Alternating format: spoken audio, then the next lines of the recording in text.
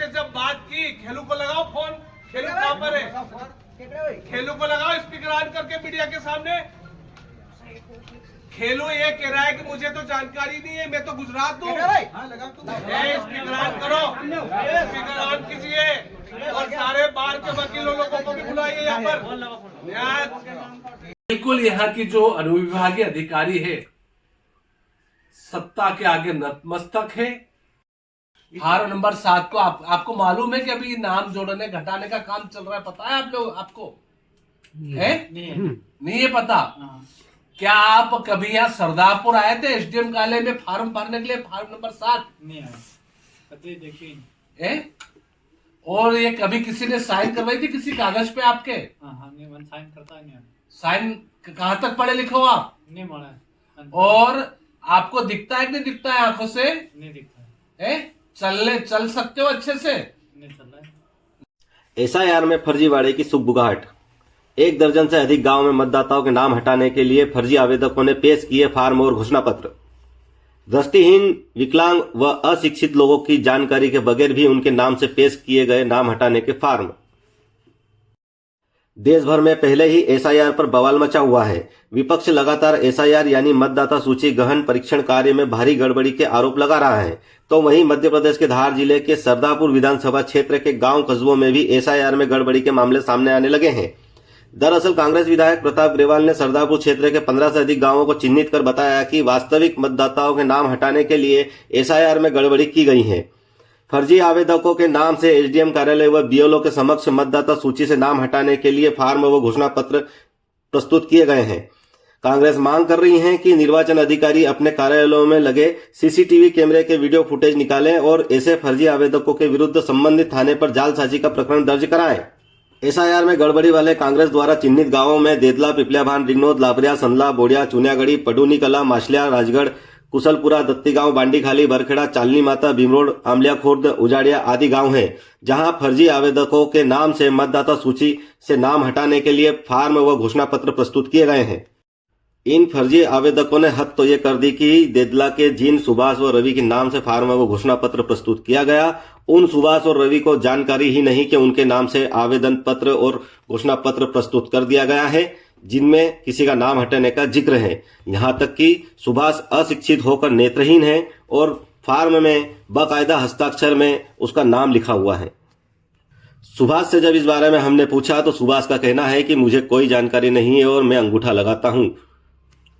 इधर पिपल्याभान की महिला सरपंच मिठीबाई डोडियार सहित गांव में ही निवासरत भूरा, हप सिंह, भून सिंह, दीता, चैन सिंह, सोभान, धन्ना, नूरा, भेर सिंह का नाम हटाने के लिए खेलू मावी नामक व्यक्ति के द्वारा मतदाता सूची से नाम हटाने के लिए फर्जी तरीके से फार्म व घोषणा पत्र पेश किया गया। तो वहीं गांव भमती में कांग्रेस के बीएलए भाव सिंह भावर, जो एसआईआर में लगातार बीएलओ को सहयोग करता रहा, फर्जी आवेदकों ने उसे भी नहीं बख्शा। उसका भी नाम मतदाता सूची से हटाने के लिए फार्म व घोषणा पत्र पेश कर विधायक प्रताप ग्रेवाल के नेतृत्व में ब्लॉक कांग्रेस ने सोमवार को एसडीएम सलोनी अग्रवाल को ज्ञापन दिया और फिर पुलिस थाना राजगढ़ पर पहुंचकर निर्वाचन आयोग के प्रारूप 7 में घोषणा में उल्लेखित अनुसार लोक प्रतिनिधित्व अधिनियम 1950 का 43 की धारा 31 के तहत प्रकरण दर्ज करने के लिए आवेदन पत्र प्रस्तुत किया। तो वहीं मंगलवार को प्रेस वार्ता के माध्यम से प्रताप ग्रेवाल ने पूरे मामले का खुलासा किया।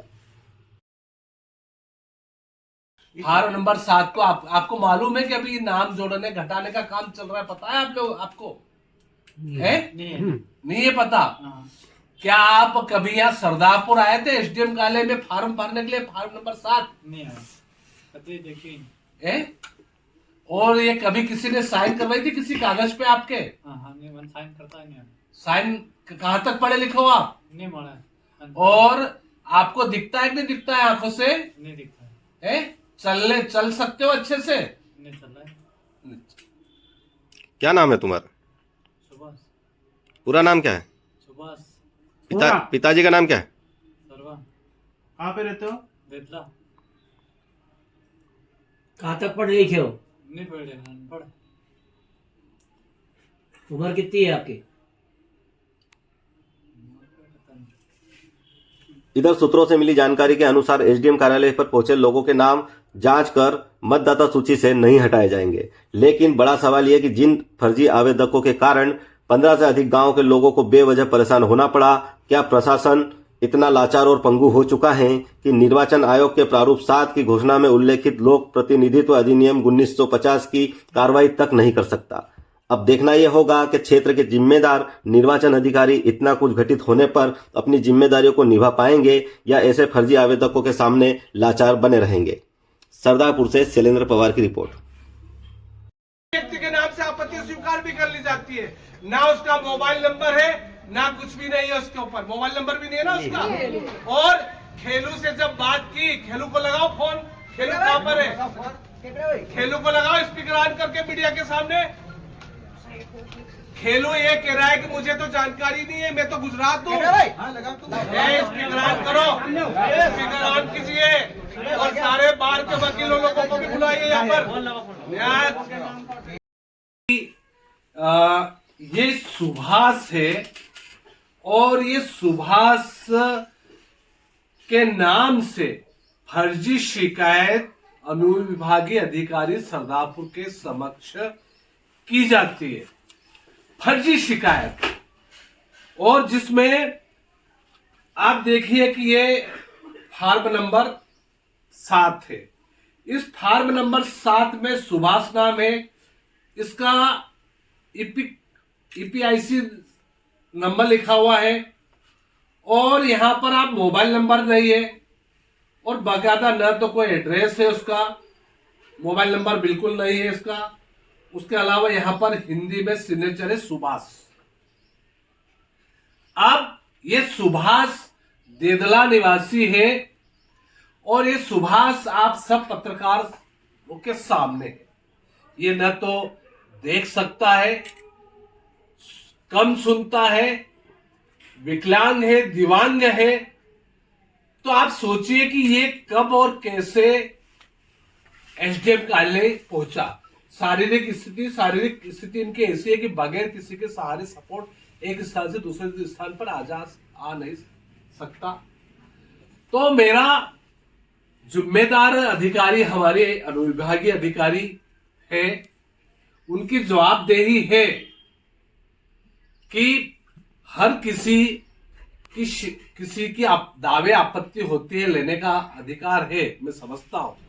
लेकिन जो दावे आपत्ति जो आकर के दे रहा है इस स्थान पर, क्या उसका आधार कार्ड लेना चाहिए, उसकी वस्तु स्थिति की, उसकी व्यक्ति सही है कि उसकी जानकारी लेना चाहिए। आप देखिए कि मैंने कल भी प्रशासन के ऊपर मिली भगत का दबाव का आरोप लगाया था और इससे यह स्पष्ट होता है कि कहीं न कहीं बिल्कुल यहाँ की जो अनुविभागीय अधिकारी है सत्ता के आगे नतमस्तक है और यहाँ के हमारे जो गरीब आदिवासी है इनके नाम हटवाने में, नाम कटवाने में एक तरह से इनकी भूमिका है।